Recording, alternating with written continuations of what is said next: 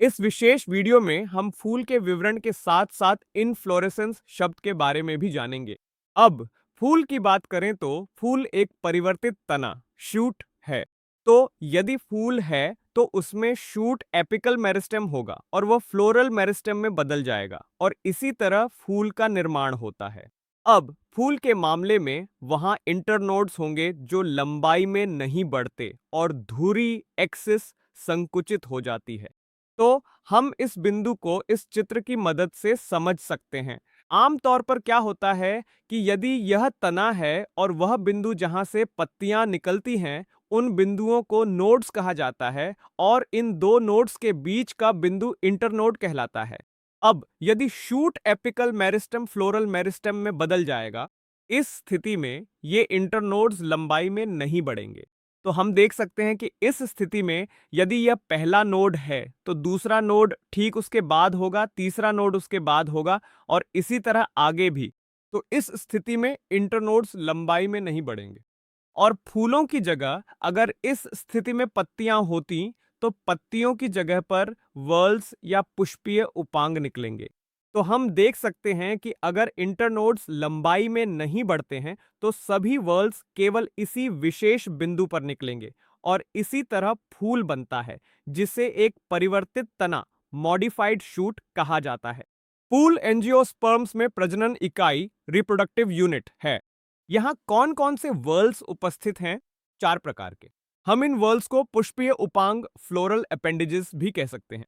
अब इस स्थिति में डंठल या पेडिसेल, स्टॉक और द पेडिसेल, तो यह वह हिस्सा है जो इस विशेष फूल को थामेगा, इसलिए इसे डंठल या पेडिसेल कहा जाता है।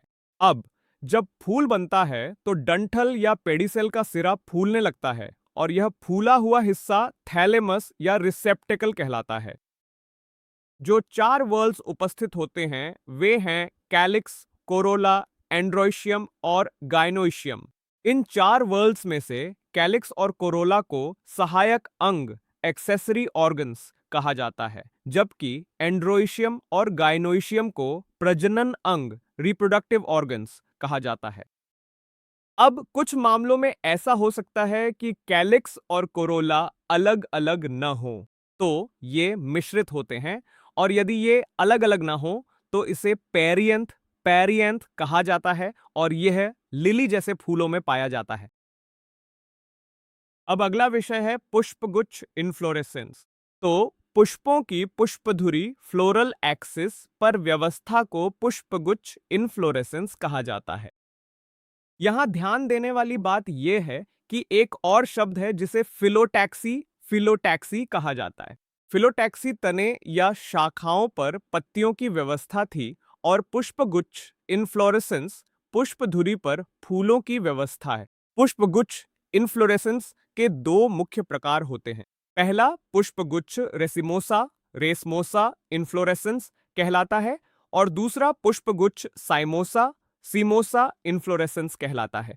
अब रेसिमोसा पुष्पगुच्छ के मामले में मुख्य धुरी मेन एक्सिस लगातार बढ़ती रहती है और पार्श्व रूप से फूल उत्पन्न करती है।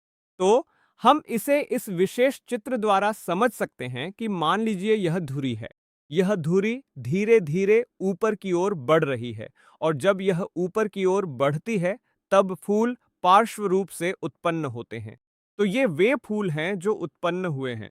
तो धीरे धीरे यह धुरी और आगे बढ़ेगी और फूल पार्श्व दिशा में उत्पन्न होते रहेंगे।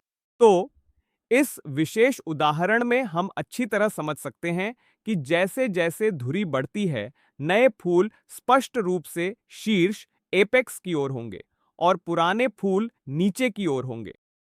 तो यदि नए फूल ऊपर की ओर हैं और पुराने फूल आधार की ओर हैं, तो इस व्यवस्था को एक्रोपेटल क्रम या एक्रोपेटल उत्तराधिकार कहा जाता है।